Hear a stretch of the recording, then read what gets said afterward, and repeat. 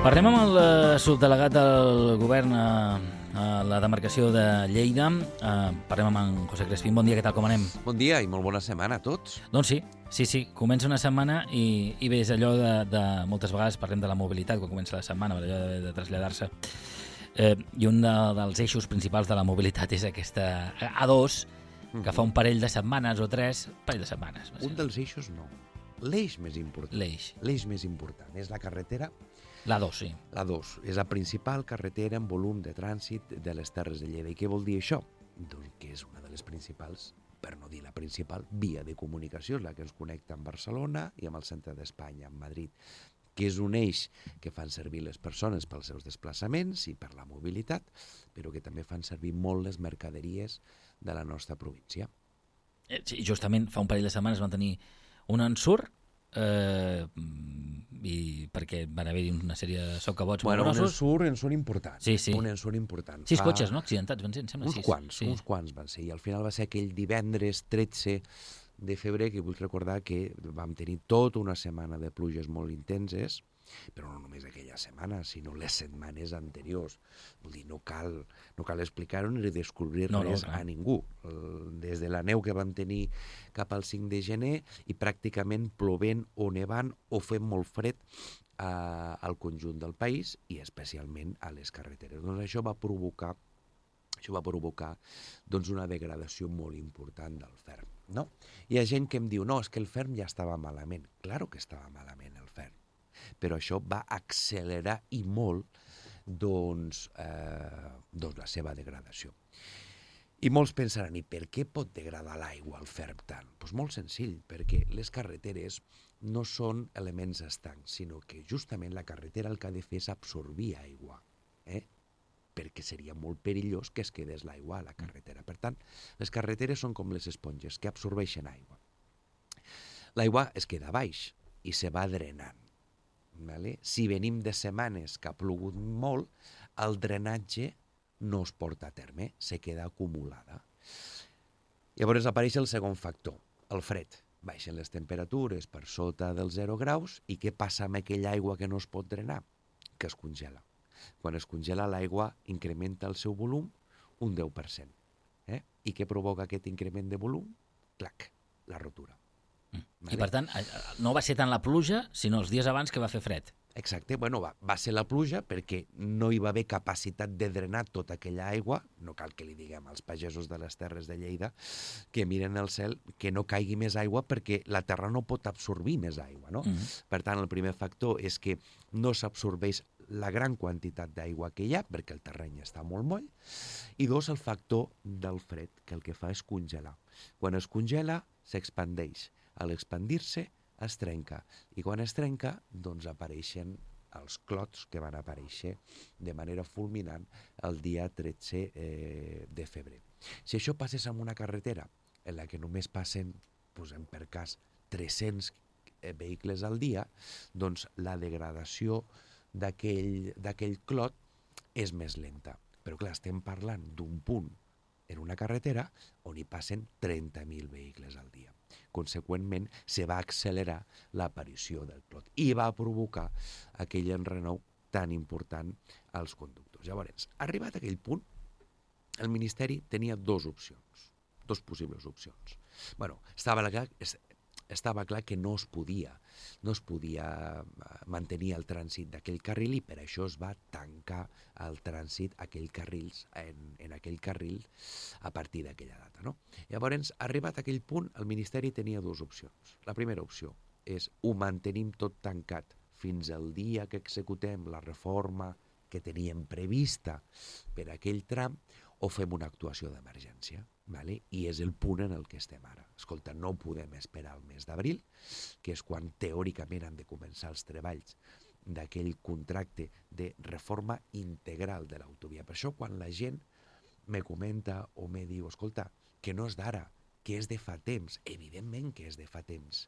I això és el que va motivar en un moment determinat, al mes de setembre de l'any passat, que el Ministeri va licitar un contracte i va dir, senyors, entre Cervera i el límit de la província de Barcelona hi ha 8 quilòmetres d'autovia que s'han de renovar completament. Renovar completament vol dir aixecar Aixecar-ho tot, l'autovia allò que veus al forat. Exacte, i fer una nova autovia. Aquest projecte havia de començar a principis del mes d'abril. Amb tan mala sort que en tot aquest context s'ha constatat la necessitat que no podem esperar a l'abril i que, per tant, hem de reformar de manera urgent aquesta autovia. I són els treballs que vam començar aquest passat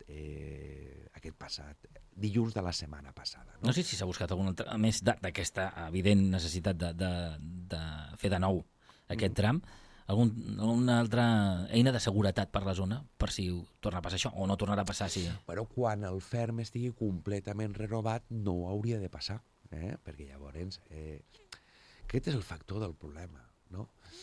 Diu, és que ens teniu oblidats, diu molta gent, i en part de raó. Ens teniu oblidats perquè no s'ha fet res. És cert que no s'ha fet res. A la dècada del 10 no se va fer res a l'autovia. Sabeu quan se van començar a fer coses? El 2018. El 2018. Llavors, 2018, amb un ministeri en el que no hi havia projectes per la 2, se van començar a redactar projectes. I van començar per un ordre de prioritat. Vale? El primer tram que vam executar la reforma integral del FER va ser l'any 2020 a l'alçada del terme municipal de Lleida, Torrefarrera i els Alamús. Vale? Allà vam canviar 15 quilòmetres d'autovia. L'any 22 vam continuar aquestes obres en un altre tram, entre Lleida i el límit de la província Osca, Alcarràs, Soses. Allà vam renovar completament 17 quilòmetres de l'autovia. Vale? L'any passat vam emprendre el tercer projecte, que són 8 quilòmetres a l'alçada del terme municipal de Cervera. I quedava l'últim, que és aquest, que ara a finals d'abril, inicialment ho volíem fer a principis de l'abril, però ara esperarem a finals perquè hem d'acabar l'obra d'emergència, executaven aquest quart projecte, 8 quilòmetres entre Cervera i el límit amb la província de Barcelona. I si sumem tot això, des de l'any 2020, les xifres són clares. Haurem renovat més de 40 quilòmetres de l'autovia, que és la meitat del traçat de l'autovia al seu pas per la província de Lleida. Té una longitud d'uns 90 quilòmetres. Haurem renovat 44-45 quilòmetres. I són obres, perdona, i acabo, sí, amb una inversió molt important. Renovar 40 quilòmetres d'autovia representa una inversió de 40 milions d'euros. Clar, però vist amb ulls des de fora, dius, de cara al màrqueting no s'ha fet bé, perquè justament és que veus l'inici del tram de Barcelona, que està impolut, sí, i arribes a Lleida i dius, carai, sembla la carretera de la Sardana, que dic jo. Vale. És cert, però quan va començar a estar impolut? Sí, no dic que no. Quan? L'any 2019, a finals del 2019. Se va començar la millora del FER amb el límit amb la província de Barcelona. Fixa't que sempre és després del 2018. Però, clar, de què depèn? De que arribi just... Clar, la imatge i els comentaris moltes vegades passen. És per què para a Barcelona, no? Ja és el greuge en Barcelona. Què depèn? De qui depèn això? No és un tema de greuge. És que aquell projecte se va aconseguir fer molt més ràpid i se va licitar molt més ràpid. Parlo de l'any 2019. I fixeu-vos, el primer projecte de reforma de l'A2 a Lleida s'executa al 20, poc després. El que passa que no vam determinar què havia de ser el projecte en què ens connectàvem amb la província de Barcelona, sinó que vam considerar que era més urgent fer el projecte de lo que és la variant de Lleida, Torrefarrera, Lleida, els Alamús. Vale? Perquè allà el ferm estava més malmès, variable número 1, i la variable número 2 és que el nombre de vehicles és encara major. Parlàvem abans que en aquell tram que ens connecta amb Barcelona hi passen 30.000 vehicles, a l'alçada del terme municipal de Lleida hi passen 40.000. Vale? Per tant, va ser un tema de prioritats. Era més urgent aquell projecte, vale? Barcelona va començar el 2019 a renovar el ferm, nosaltres el 2020. I tot això es prova de que hi ha un any que marca un canvi de tendència en inversions i en actuacions a l'autovia 2, i és l'any 2018. I és l'any que entra Pedro Sánchez, ho dic jo. Així és. És el que ho ha dit vostè. Està insinuant el subdelegat. Deixem que li preguntin per altres vies importants, sí, com és l'AP2, perquè és gratuïta ara mateix, però hi ha molta gent que comença a dir Ostres, ja no té el mateix manteniment que abans. Bueno, Veurem una millora? sí que té el mateix manteniment abans. El que passa que hi ha un factor diferencial. Ara passen 3 vegades més de cotxes. 3 vegades més de cotxes. Ens oblidem molt ràpid de les coses, però durant 45 anys, per circular per l'autopista AP2 i per altres autopistes del país, havíem de baixar cada 30 quilòmetres per unes casetes de color taronja on s'aixecava la barrera quan pagàvem per circular. Això fa, ara aquest mes de setembre, farà 4 anys de la eliminació dels peatges. I per tant, no és només un procés de democratització de l'ús de vies d'alta capacitat com és l'autopista AP2, sinó és intentar projectar la mobilitat. Per tant, passen 3 vegades més de vehicles i, evidentment, això també genera un desgast. Una cosa que fa servir molt més és evident que es gasta molt més, no?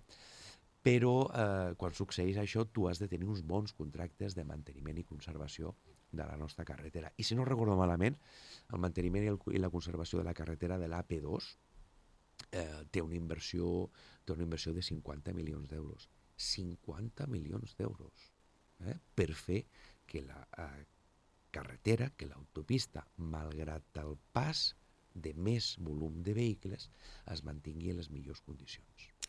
No sé si algun altre projecte per enguany, aquest de la 2 és destacable, però de cara a la mobilitat de les vies de trànsit rodat, parlo. Correcte. Bueno, el projecte de la 2 és vital, tant el que ja teníem projectat com el que de manera urgent hem hagut d'emprendre. També tenim altres obres d'emergència ara mateix actives a la província de Lleida, motivades també pel mateix fet, per la degradació o l'acceleració de la degradació del fer, com és el cas de la L11. Ara fa un parell o 3 de dies i vaig veure la mateixa resposta i actuació provocada pel mateix origen, que és la climatologia, no? I també un punt crític és la Nacional 260, on també aquests dies, aquesta setmana, estem portant una millora del fer. Això és lo urgent, lo necessari davant l'adversitat, responem amb una inversió, no? Però el cas de la Nacional 260, doncs ara fa un parell o 3 de setmanes vam presentar els diferents projectes de la Nacional N260 a la nostra província. Amb una manera de treballar una mica novedosa, podríem dir així, o bastant, jo crec que moderna, que és la col·laboració institucional. A vegades parlem de la col·laboració institucional, però fixeu-vos, Nacional 260 hem arribat a un acord amb la Generalitat de Catalunya amb el qual el govern d'Espanya invertirà 260 milions d'euros en la 260 en els propers anys, però l'execució dels projectes, qui determinarà què s'ha de fer, qui licitarà l'obra i qui executarà amb la supervisió de l'Estat, serà la Generalitat de Catalunya. És el que vam presentar ara fa 3 setmanes al Teatre de la Lira de Tremp, doncs aquesta encomana de gestió de la millora de la carretera. I dius, és millorar la carretera? Sí, però té moltes altres lectures. Al final, una carretera és un eix que hilvana el territori i el que fa és anar sumant les oportunitats que s'hi poden generar. Al final volem territoris on hi visquin persones que estiguin connectades i que puguin desenvolupar les potencialitats. Entenc que això es fa perquè sigui la gestió més àgil, per exemple, si cal arreglar el ferm d'una carretera del Pirineu, no? És aquest el sentit, no? Sí, és així. És a dir, la col·laboració institucional portada al màxim extrem. El titular de la via, que és l'Estat, és qui paga 260 milions d'euros i que redacta els projectes, qui licita i qui executa és la Generalitat de Catalunya. Hi ha un diàleg constant on se determinen els projectes i on s'acorda cap a on s'actuarà. I en aquesta trobada de la que li parlava, doncs se van detallar quins seran els projectes dels propers anys. Ja que parlem de mobilitat, avui dilluns ha entrat en marxa aquests nous seients, els Avant en 4 freqüències s'han doblat, que és una grandiosa notícia per molta gent que l'ha d'utilitzar i aquella gent que potser es pensa ara en utilitzar aquest servei i no el cotxe, no?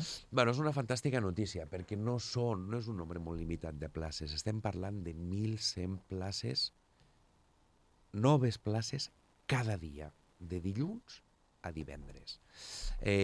Això vol dir que això afecta a 4 trens, 2 trens de Lleida a Barcelona i 2 trens de tornada de Barcelona cap a Lleida. I és una resposta doncs, no només a les demandes dels usuaris freqüents aquí a les Terres de Lleida, amb l'arribada de l'alta velocitat ara fa més de 25 anys, doncs no només és un mitjà de transport que ha canviat urbanísticament la ciutat, sinó que ha projectat molt el potencial del talent de les Terres de Lleida. Hi ha molta gent que a diari agafa el tren per treballar primer a Barcelona, altres al Camp de Tarragona i també a Girona o a Figueres. Per tant, és una autèntica revolució pel que fa a la mobilitat, però calia adequar la demanda l'oferta de seients a la demanda que hi havia.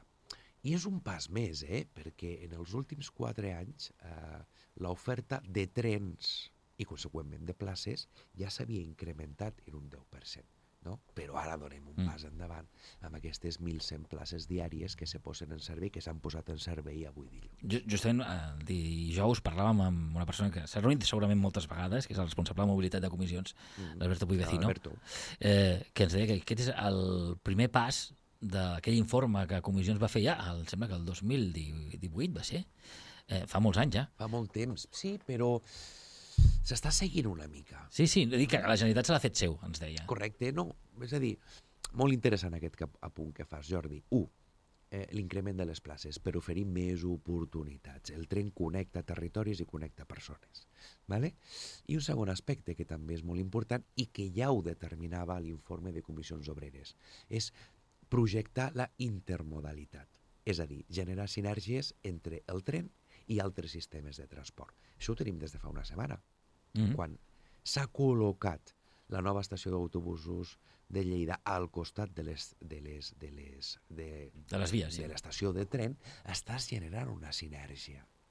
Ara queda el tercer pas, que és el que va dissenyar Comissions Obreres en el seu moment, és ajustar els horaris entre els trens i els autobusos per projectar al màxim justament aquesta intermodalitat. Però el primer pas ja l'hem donat, tenint l'estació a 20 passes dels trens.